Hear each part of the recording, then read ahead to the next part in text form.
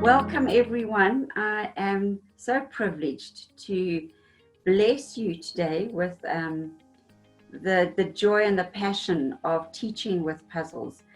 I started about 20 years ago learning from specialists that put puzzle products together.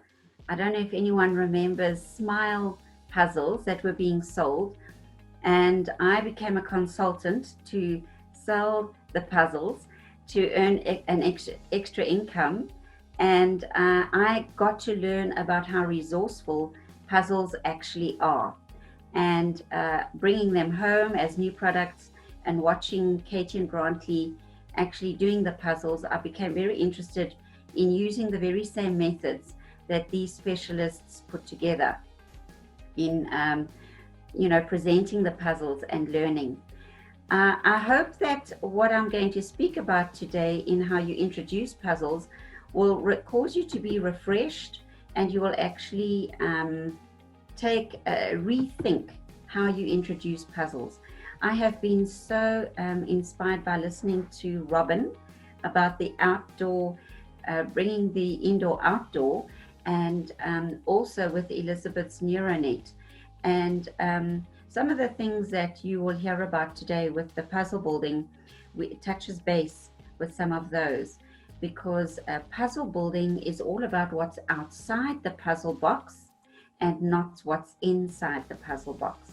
And it's more about what is inside you that you want to bring out to allow the children to experience. So here we go. Let's begin.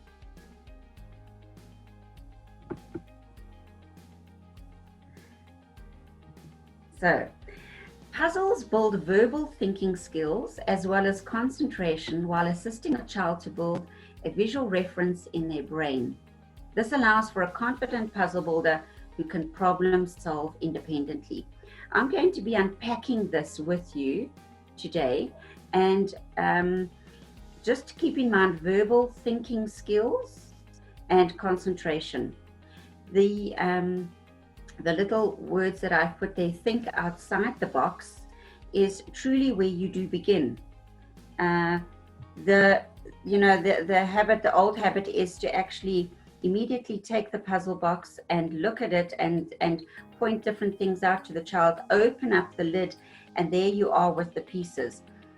I actually teach a new puzzle over 4 days or 5 days, and it's about possibly not even looking at the puzzle box, but trying to bring the experience of what the picture is on the box to the child.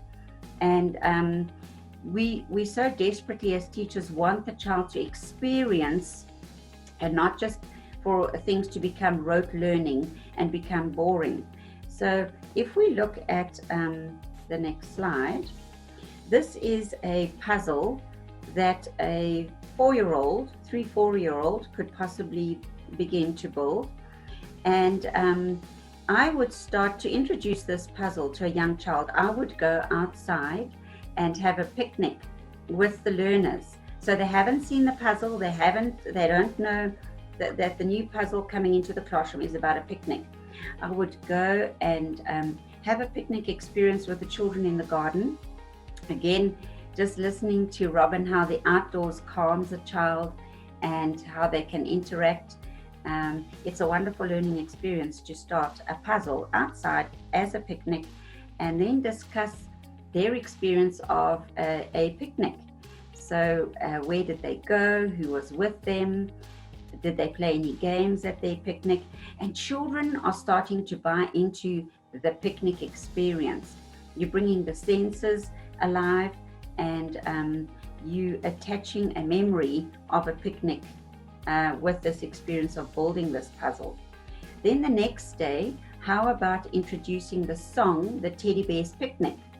And again, there's vocabulary that's coming into it, and unpack maybe their favorite toy. Some of them might have a favorite teddy bear at home, and we're all going off to a teddy bear's picnic. They can march to the song and sing it. Again, there's rhythm, there's movement coming in, and they're having fun.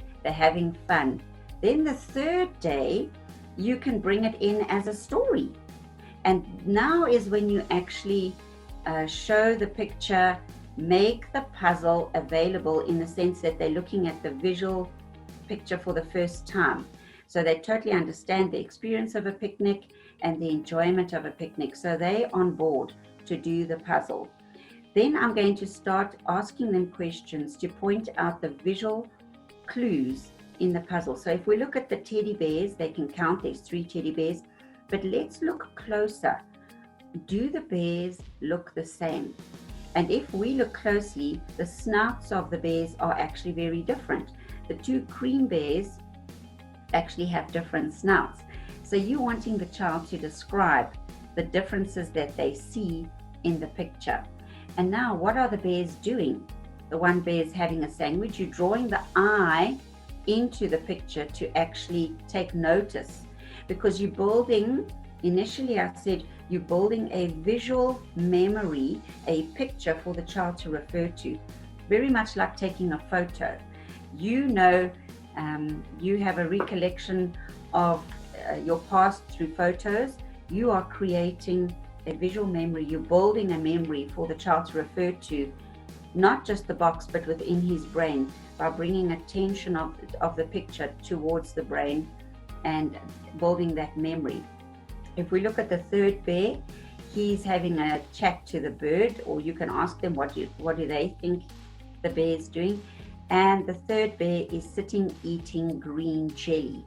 Now, I'm using very specific language here. I'm using full sentences. And today, often children, they'll say yes or no, but they won't elaborate. They won't use descriptive words. They won't add prepositional words in their sentences. And puzzle building enhances language development in the sense that you can encourage them to actually use full sentences when they answer you, because you are using full sentences to describe what they are seeing. And then we can, so that's it, the box is packed away, and the next day you bring up the box again and they can look at the picture. Now you can draw the eye towards what's inside the picnic basket and the food that's out on the blanket, and ask very intentional questions. Things like count the fruit inside the basket. What is your favorite fruit? You want the buy-in, you want the eyes to be led into the puzzle. You're building that memory, that picture. Count how many cherries are on top of the cake. That's a prepositional word in the sentence. So you're explaining where the cherries are. Another fun activity that you can link here is baking. You can bring out the plastic tea set with some water, and they can have a little table set up, and you can have the picture, the box available on that little tea set table, and they can practice pouring tea for their friends. And you can possibly also make sandwiches, little sandwiches. Draw the eye into the puzzle by asking, what do you see on the bread roll? And there they're having to look to see what's peeping out. What you're doing is you're drawing the eye into the puzzle. Now I would actually start to build the puzzle. So that's after 4 days of experiencing the puzzle and bringing it to life for them. And by the time they start building a puzzle, they have experienced what they see on the puzzle. And really, there is just no wrong or right, and it's extremely creative. The entire brain is used. It's one of the few activities where you're using the left brain and the right brain hemisphere together, because it's logical, sequential thinking, and also there's the creative brain that is being used at the same time. Now, there's many perceptual skills that can be taught using a puzzle, and that the child is actually practicing. Eye-hand coordination, which is the placement of the pieces. So we know that the larger puzzle pieces are used for the younger child, and the smaller puzzle pieces are used for the older child. Tactile development, so you'll have your thicker pieces and your thinner pieces, so that there is more tactile development at the right stage for the children using the appropriate puzzles. Fine motor control, if you look at the digits on the hands, the third digit on each finger is being used because they're having to use their fine muscle control. And then again, also when they're placing the pieces into the puzzle, they're rotating the wrist, which is also assisting with handwriting. So it's a lovely movement that they're practicing. And also cutting, they need to rotate their wrist to be able to hold the scissors to cut. Visual memory, we've already touched on a few times.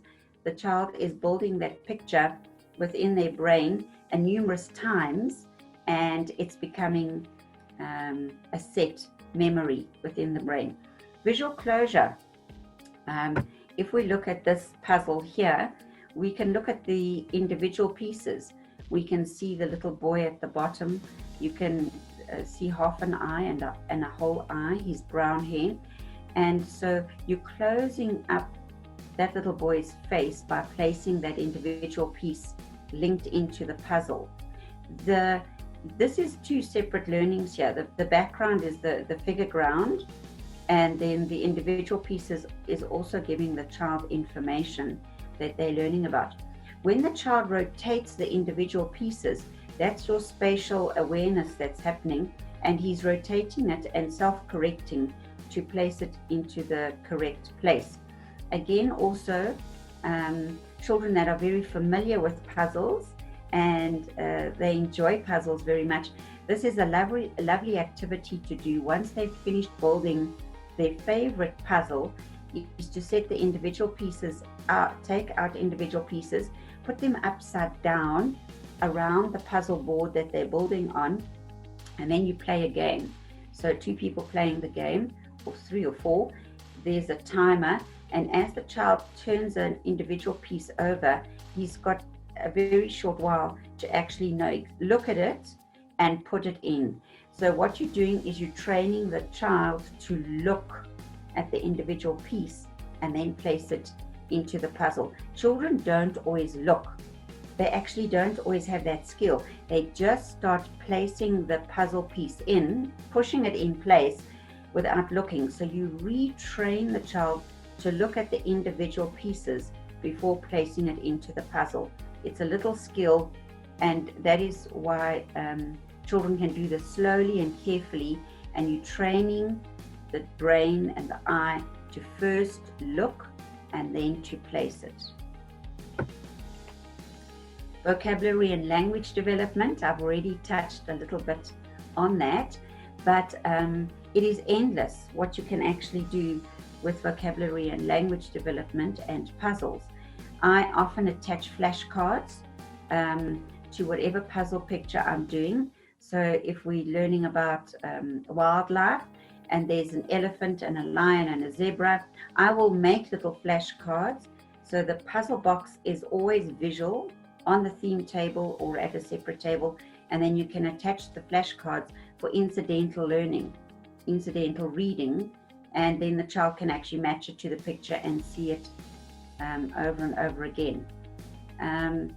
A lovely way to introduce wildlife during lockdown. I don't know if any of you experienced the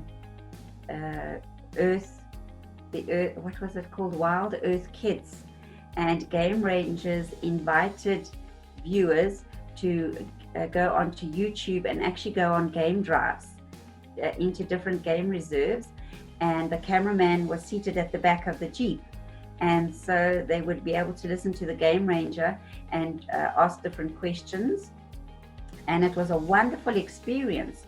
And you know, not many children have that opportunity to go into a game reserve.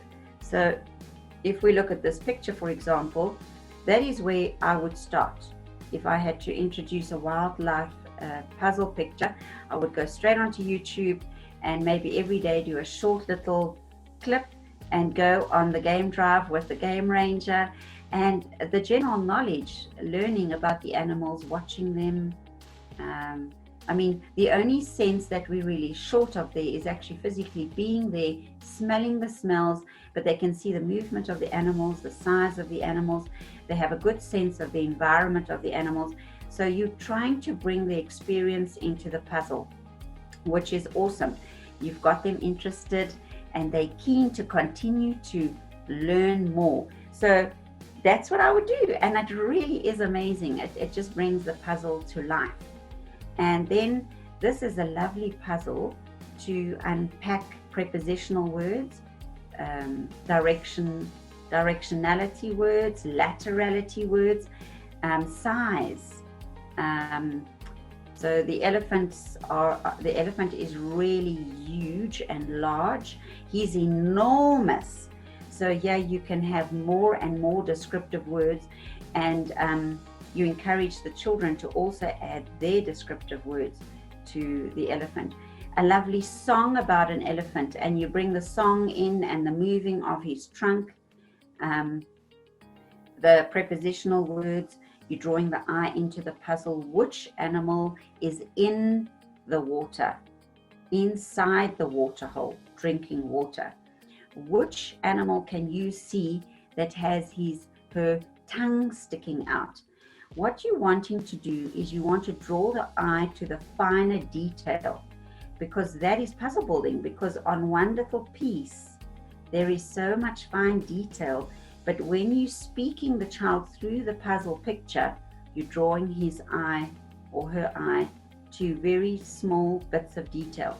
Counting activities, very popular. You can take little counters or unifix blocks and actually place it and count. So you're doing one-to-one correspondence, and drawing the eye as to what is the tallest giraffe doing. So again, you're connecting the background to the foreground, the giraffe's head with the tree. And which animals can you see here? There's only one of, and that's the heron, and then the rhino. Again, it's the type of questions that you are asking to draw the eye into the puzzle. The puzzle box hasn't been opened, and the child is already experienced a lot about wild animals. And then if you want to heighten that, I would actually introduce animal sounds. And you can do that for the farm, for transport, for wildlife. And I've already touched on this slide when it comes to the puzzle, and we can also look at what is facing left and what is facing right. You can make it into a movement lesson where you unpack left and right within their bodies first, and moving left and right on the playground or on the carpet, and then placing a counter on the animals that are facing left, the animals that are facing right. And you've got to look at the picture and see what you can draw from it, what you can teach from it. This is a very detailed puzzle picture. Again, immediately as a teacher, you know that you're speaking about modes of transport, air, land, and sea, but a child doesn't know that. So you're wanting them to draw information, glean information from what they see. And this is where you bring thinking skills into a puzzle building as well, by the questions that you are asking. You can also bring the child's experience into it, who has been on a passenger aeroplane and maybe a helicopter.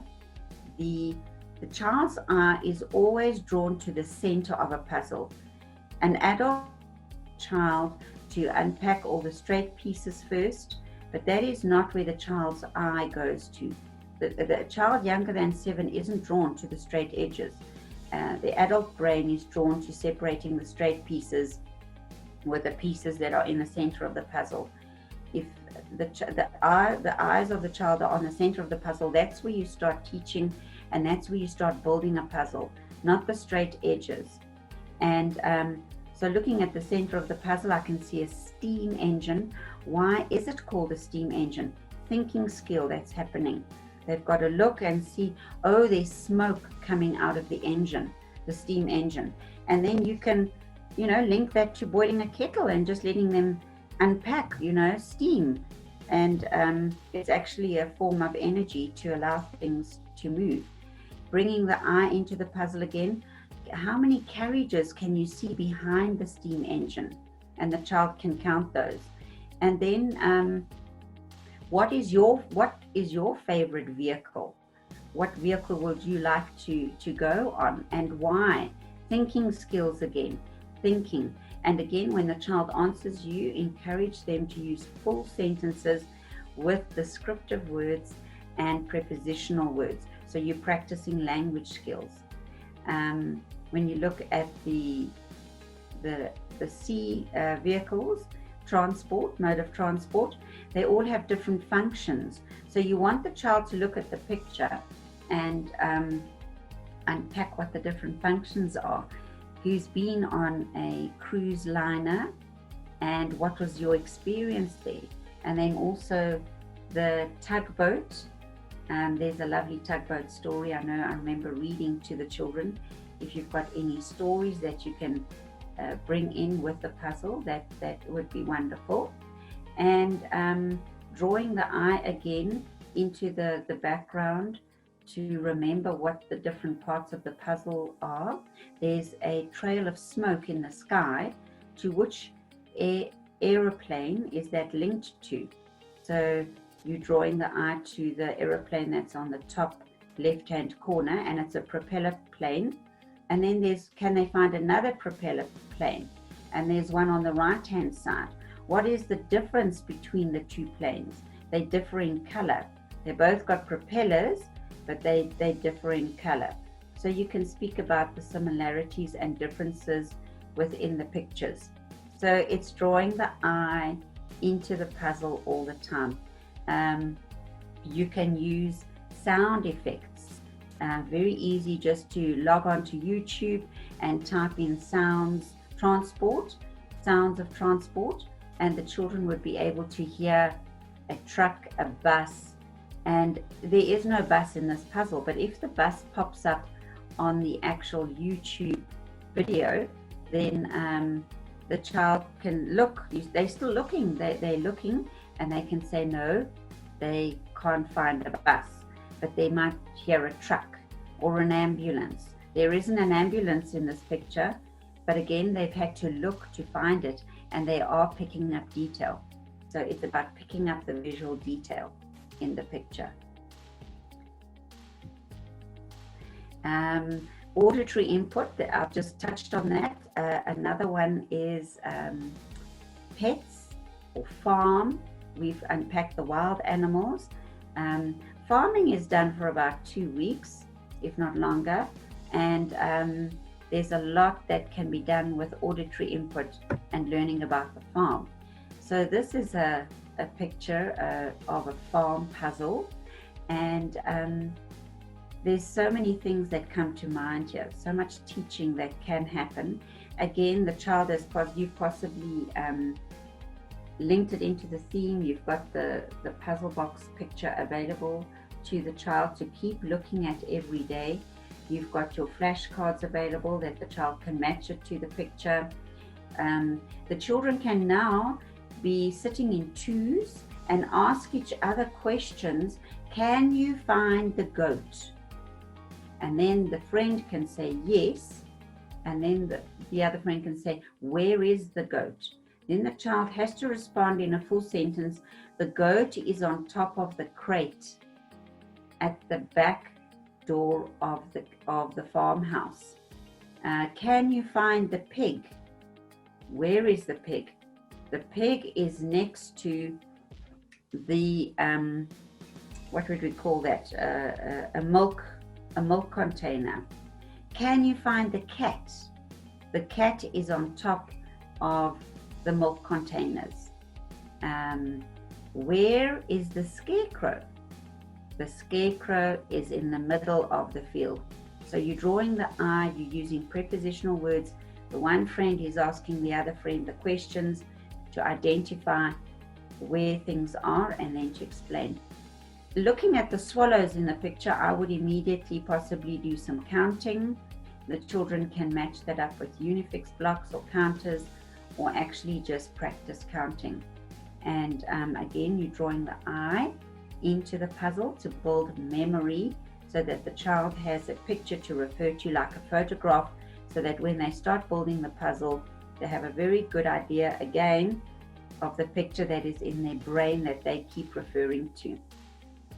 Counting how many chimneys are on top of the farmhouse, and again, sounds, lovely listening to the sound of ducks and sheep and the horse, and then actually describing the sounds. A horse neighs, the sheep, what do sheep do? They meh, they can make the sound. We can have a little farmyard movement activity on the carpet with all the different sounds of the animals. Another nice question is to ask which animals are covered with feathers. And then they can count and see and actually begin to understand that animals have different skin coverings. Which animal has fur? Which animal has a skin covering with hair? So it's quite interesting. And you know, they've got to find the goat and the cat and the horse and the dog, and they're sort of hidden away when it comes to discussing the fur coverings of the animals. And then also the produce that comes from the farm, so you can extend it into the milk that comes from the goat, and the eggs that come from the hens, the different colors of the eggs. We've got white hens and brown hens. Again, it's just endless. Just keep looking at the puzzles that you have in your classroom and use it as a teaching resource on the theme table. Bring the sensory experience in and movement into it.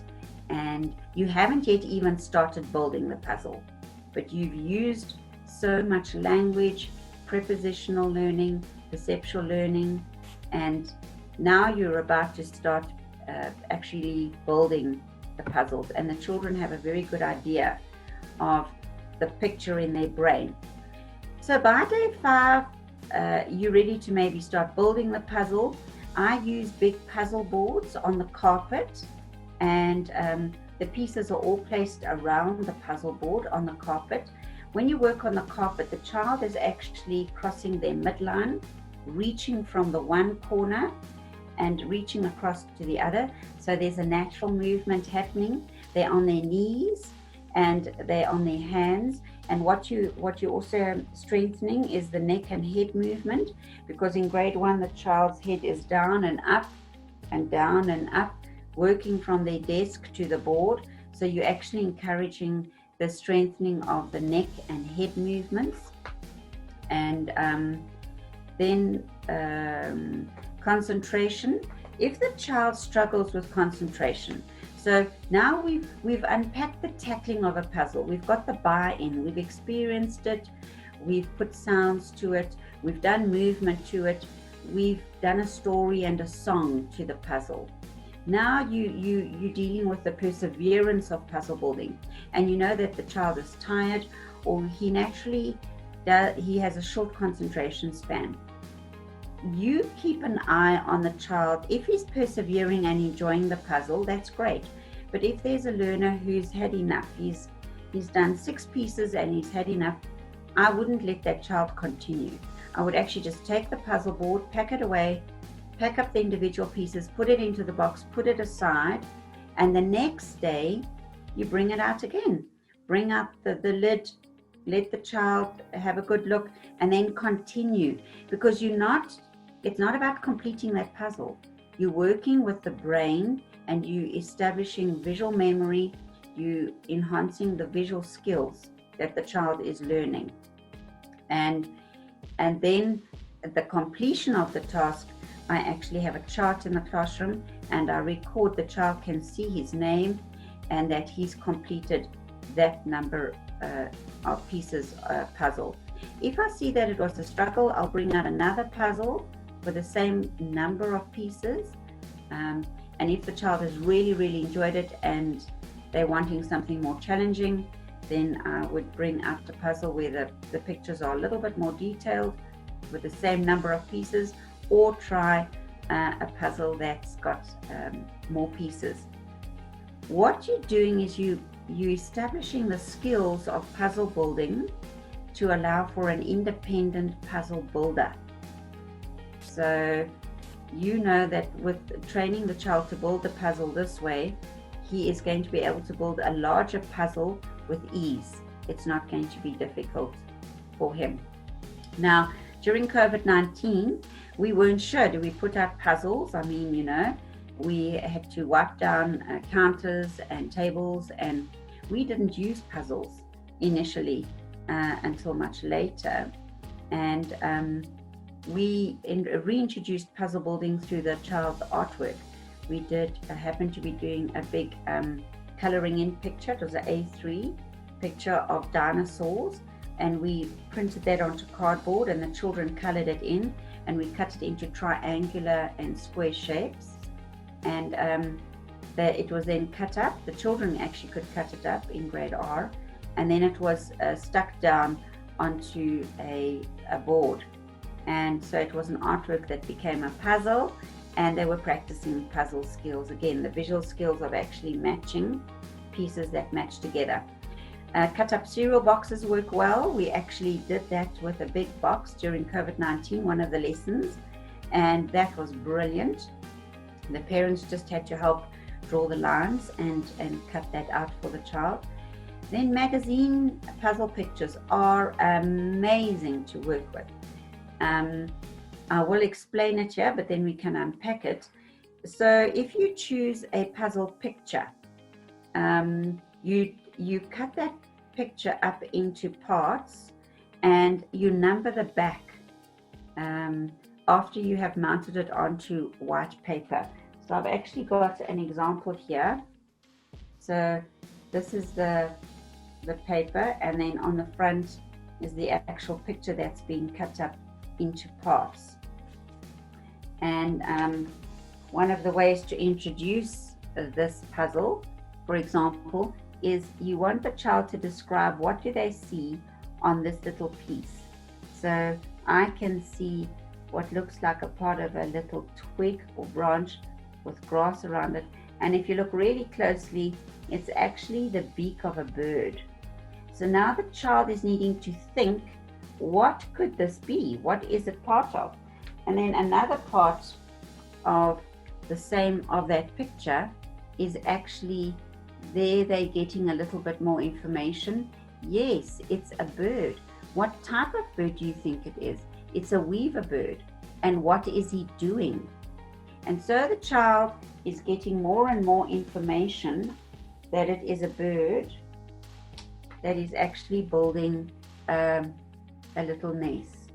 So this magazine picture has 4 parts to it, and each part, the puzzle is mounted onto the white paper and then numbered. And it's a lovely way to play puzzle games on the carpet.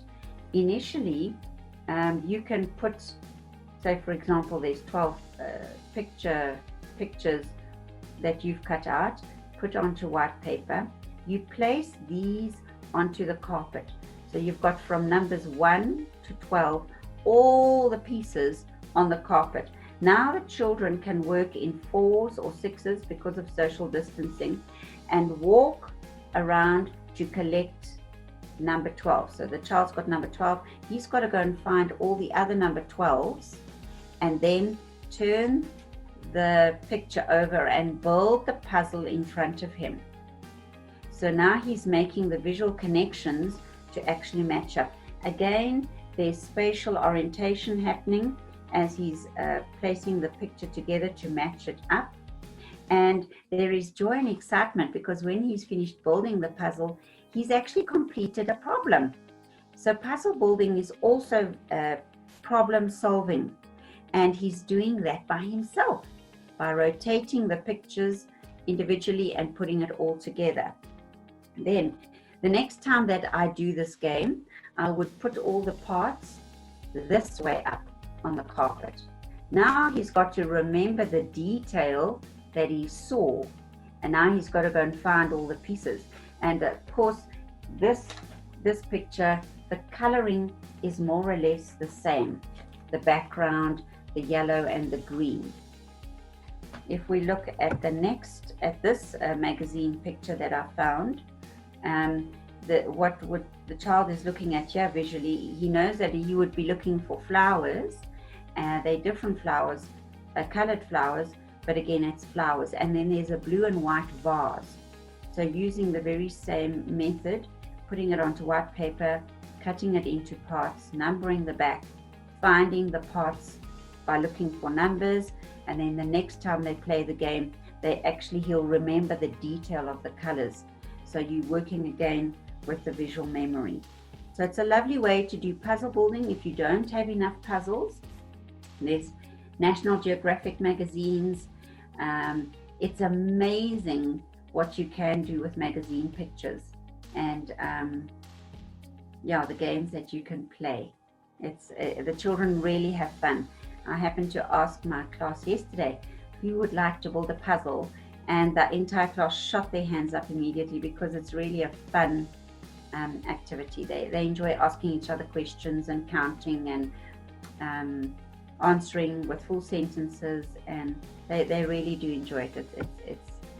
It's been a great teaching tool in my classroom. So you know that once you've taught the child the skills of puzzle building, they really can continue building larger puzzles by themselves, because they have a method in place. You've taught them how to look for detail, and the children can work in pairs and ask each other questions. And again, they're doing verbal thinking skills, they answering in full sentences, and by the time they build the puzzle, they've got a very good idea of the picture in their brain, and they've become empowered, and they are confident puzzle builders. And again, they are able to problem solve by themselves or with a friend. And yes, any questions that anybody might have? Yes, won't you please post your questions in the chat at the bottom of your screen, and we could take it from there. But Pat, thank you once again for just reinforcing such a basic skill, or what we might think is a basic skill, but you can use it in so many different areas of teaching. Puzzle building is not just a skill on its own, as you've shared with us. It's at language development, spatial orientation, all kinds of things that come into it. One question that we did have yesterday was, how many times a week do you actually do puzzle building? Or is it an activity that you have in your classroom that's available on a daily basis? Okay, so I don't have it available to building the puzzles every day. Because I'm working with the puzzle, the picture is available, the verbal thinking skills are happening if the children want to use that as an activity, as a language activity. So for me, puzzle building is more about acquiring the visual, the perceptual, before they build the puzzle. So we build puzzles once a week, and it's enjoyable, it's fun, and the children do achieve a lot. And when they actually take the parts out of the built puzzle, it then becomes a game. And the two friends building the puzzle, they have a time to be able to turn over the individual piece, check, and put it in place. If they put it into the puzzle in the incorrect place, then it's the other friend's turn. You can also use a dice, roll a dice, and if the child, there's 4 dots on the dice, that particular child can pick up 4 pieces to build the puzzle. Roll the dice again, the next friend can pick up 6 pieces to build the puzzle. And it slows them down, it regulates them to look for detail, to discuss, to question, to chat. It's not just the building of the puzzle, you know, they're practicing all those skills as well while building the puzzle. And how do you deal with that reluctant puzzle builder in your class? Over the years, I've had many that just take one look at it and are not interested because they feel like they can't succeed in the activity.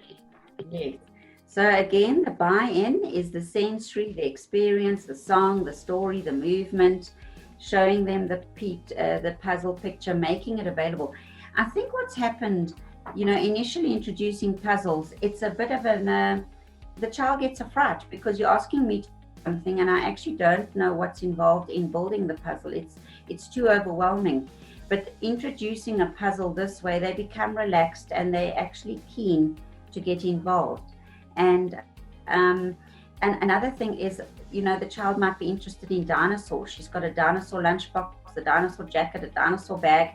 I know that if I've got a dinosaur puzzle in my classroom, that's the puzzle that I'm going to go to. There's also the Cars movie. The boys love those movies that came out. I'd pick that up and we would just unpack that picture and they bring sounds into it. And do you remember watching this part in the movie? Bring it to life, let them connect with it as much as what they can. Thank you. Yes, thank you for that. I have got a couple of questions that have come through.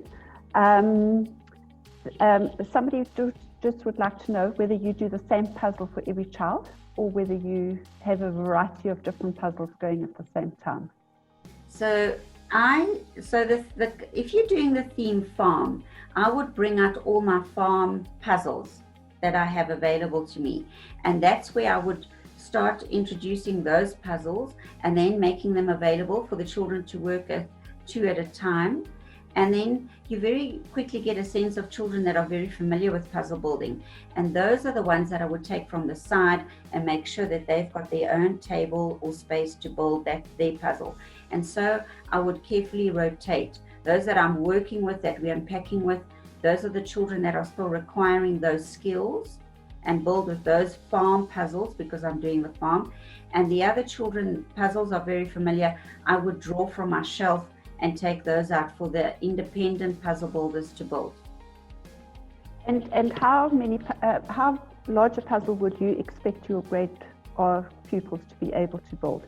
How many numbers So of pieces? About 4 or 5 years ago, we were wanting to determine that, and I know the government requirement was about 48 pieces, 35, 48, and then because puzzles became more familiar to children, we sort of went up to 60, but I do have 100 pieces available. The idea is that the child actually has an extended amount of time to build a 100-piece puzzle. Because once you've got that visual skill and the child's able to discriminate between the different pieces, he's able to build it very quickly. But to me, it's more about the skill. If a child is struggling, then it means I've got to draw that child's eye more and more into the puzzle building. So by the end of grade R, we assess a 60-piece, but I know the requirement is 48. I think that's a fair amount. Somebody's also just said here that she asks each child to buy 2 puzzles, bring them to the class, and the children can build puzzles when they're finished. And I shared yesterday as well, I worked at a school where Wednesday was a no homework day. It was a puzzle building evening that the family had to complete together, and it was just the most incredible bonding time for families, building puzzles together, because it just brought out a whole lot of conversation, and it was a really, really good activity for people to do. And I was also just reminded by Julie yesterday that if you are in a school that is under-resourced, cut out magazines, stick it onto cereal boxes and cut them up, because puzzles doesn't have to come out of a box that you've bought. Yes. You can puzzle anything together. Yes. Yes. And have you ever had children that have been interested in building those 3D puzzles? I actually don't enjoy them. They seem to mess with my eyes. I actually don't know how good those are for the visual for eyes. I would actually have to find that out or research it, but I know they're available, and I haven't been very successful with building those. Absolutely. And then somebody's also just sent a question through, what was the expectation for a 3-year-old be? So I would look at least a 3-year-old, a 12-piece. Again, it's the way that you start building the puzzle. So magazine pictures, you take a face of a person and you just cut it through the center, and you start with the top and the bottom, and then the language that you're bringing in there, or just cutting it down the center and matching the two halves, the laterality. So it's how you start, and just letting the child continue experiencing, and then into 4s, 6s, 8s. Once they can do that successfully, they can very easily build a 12 piece easily, and then continue. The sky is the limit. It depends on the concentration and perseverance of the child. Absolutely, and puzzle building, as we know, builds that. Yes. Yes, absolutely. But Pat, thank you so much for being willing to share with us again today. Your time has just been so valuable to so many of us out there. And so I'd just like to thank you once again from the bottom of my heart for being so willing to come out today again and share with us. And may you enjoy the rest of your weekend building puzzles with your family. It's been such a pleasure and just a joy to bless. And just to encourage everybody, it's been the most phenomenal conference. I have really been so inspired.